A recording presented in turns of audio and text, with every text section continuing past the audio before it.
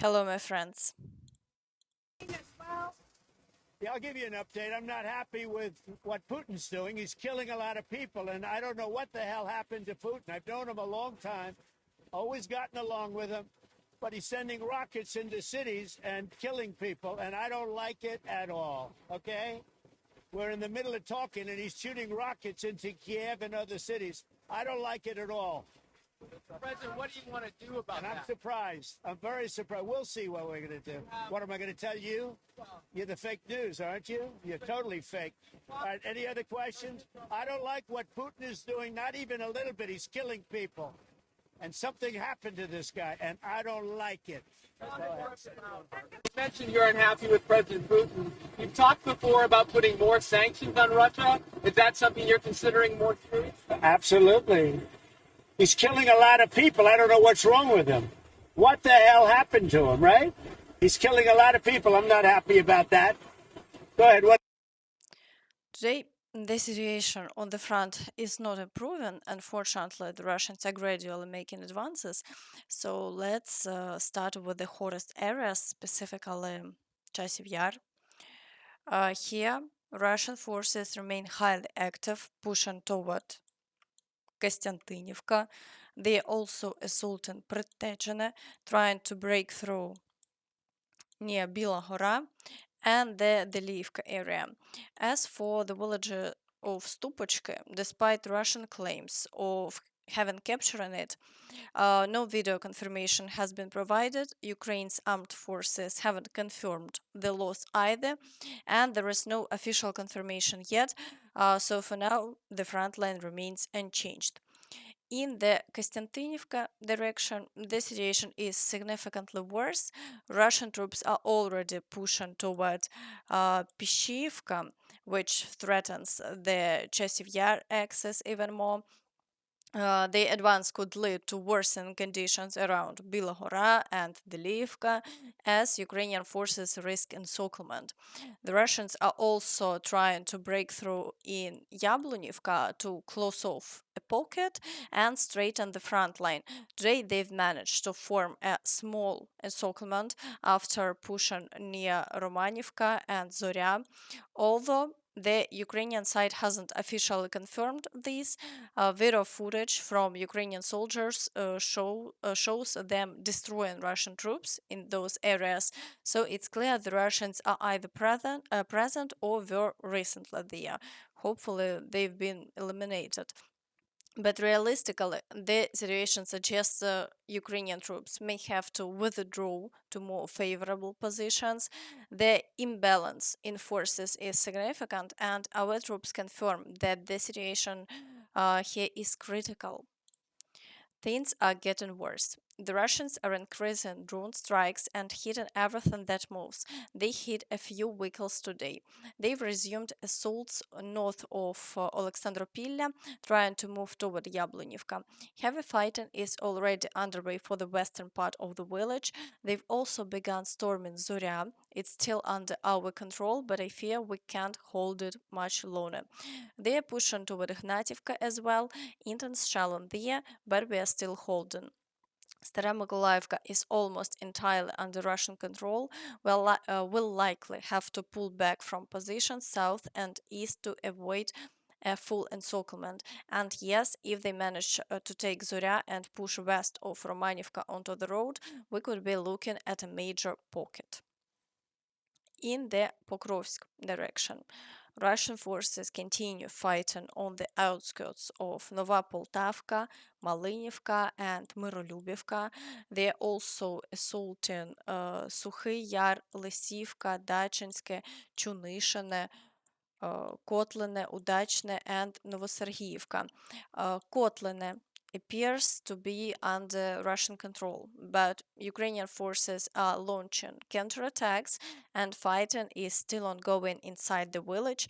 Despite heavy shelling across the entire sector, no significant changes to the front line were reported in the past 24 hours. In the Novopavlivka direction, the situation is also worsening. Russian troops are attacking Muravka, the last village before the Dnipropetrovsk region.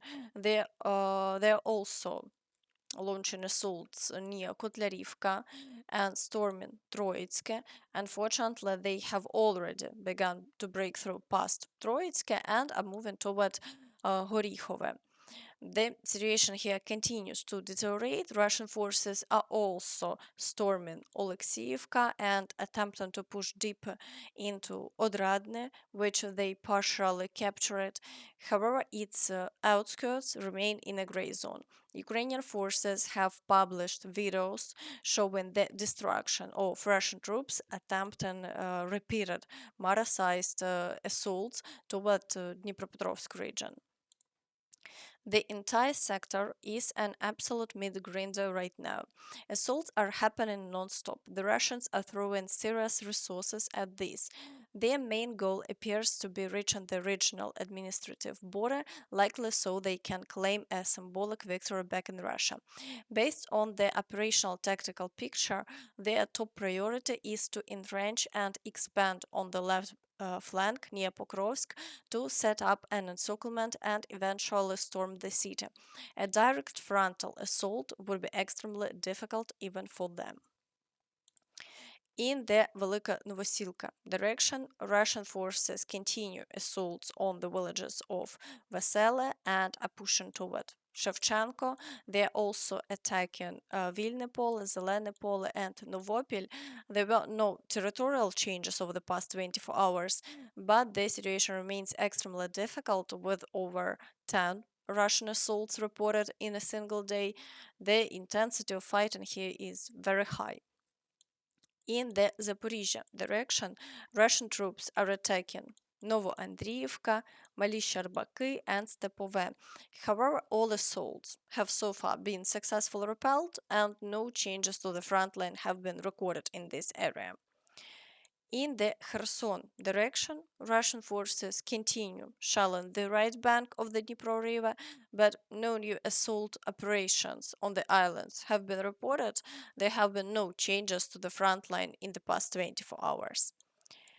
In the Siversk direction, Russian troops are attacking Grigorivka, Bilohorivka, Переїзне, and attempting a breakthrough near Vyimka. Russian activity has slightly increased, but the situation remains under control. There have been no changes to the front line in this sector either. In the Liman direction, the situation is gradually deteriorating, even though Russian forces haven't managed to break through the front line. Why is it worsening? Because near Ritkodub, the Russians are slowly expanding the gray zone and pushing toward the village of Karpivka. After prolonged attacks, they usually manage to establish positions, so there is a high probability that we may see negative changes soon. For now, fighting continues. Russian troops are also attacking Зарічне, Колодязі, Зелена Долина, Липове, Рідкодуб, Новий Мир, Ольгівка, and Дружелюбівка. Despite the intensity, no changes in the front line have been recorded in the past 24 hours. In the Borova direction, the Russians continue assaults on Boguslavka, Nova Kruglяківка, and Kopanki. There have been no changes in the last 24 hours, but attacks continue, though at a lower level of activity. In the Kupiansk direction, Russian forces are currently assaulting only Petropavlivka and shelling the city itself. However, there have been no changes along the front line in the past 24 hours.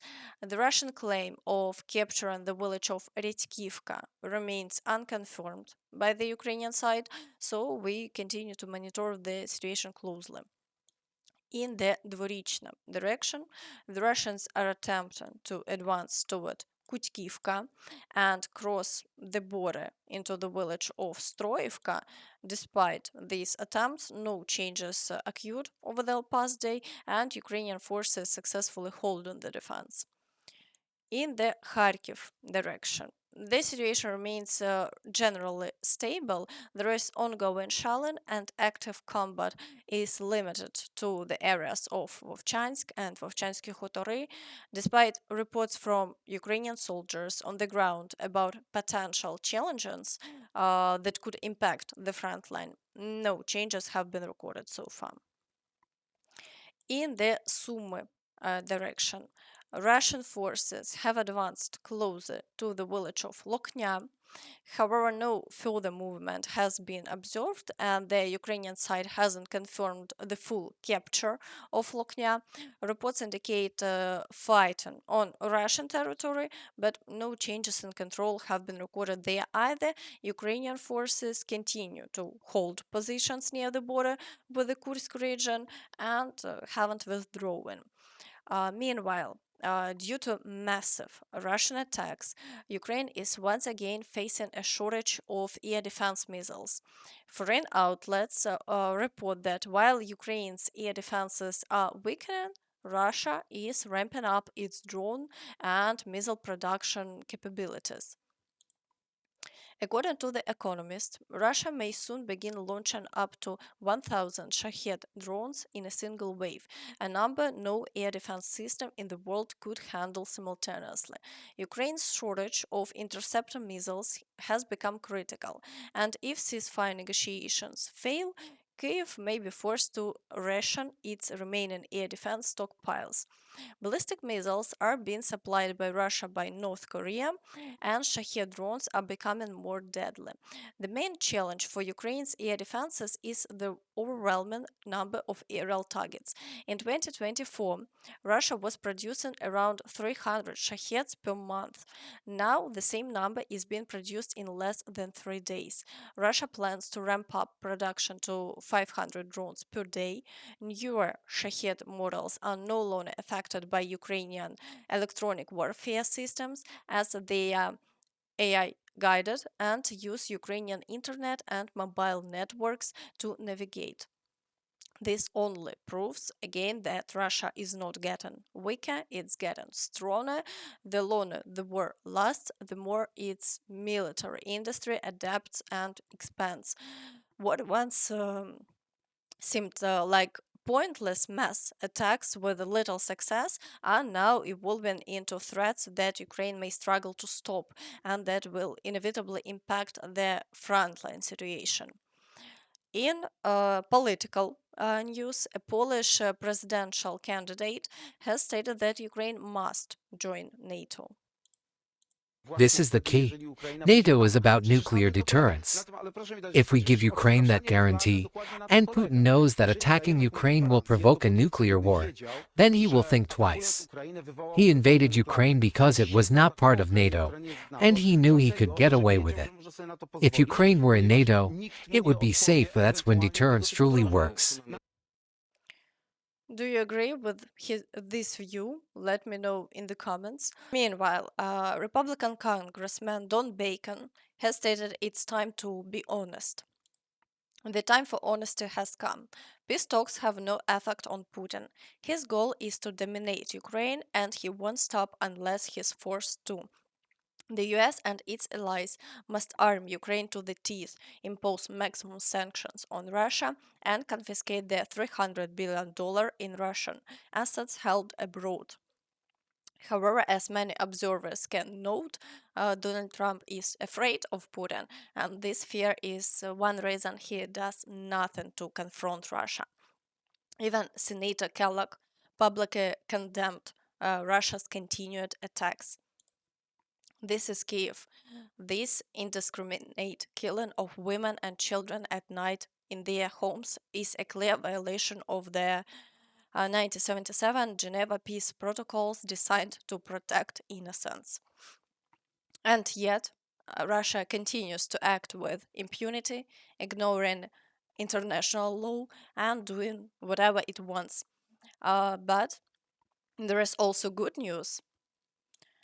Today, the Netherlands will send Ukraine the last of the 24 promised F 16s, said the Dutch defense minister. We really hope this will help Ukraine in some way. Also, last night it was reported that Ukraine decided to respond to Russian attacks by launching over 150 drones into Russian territory. There were alerts in many regions. For now, we're waiting to see the results. And that's all from me. So please don't forget to like this video, subscribe to the channel, and hit the notification bell to stay updated on all the latest news. Thank you for watching, and see you next time. Bye bye.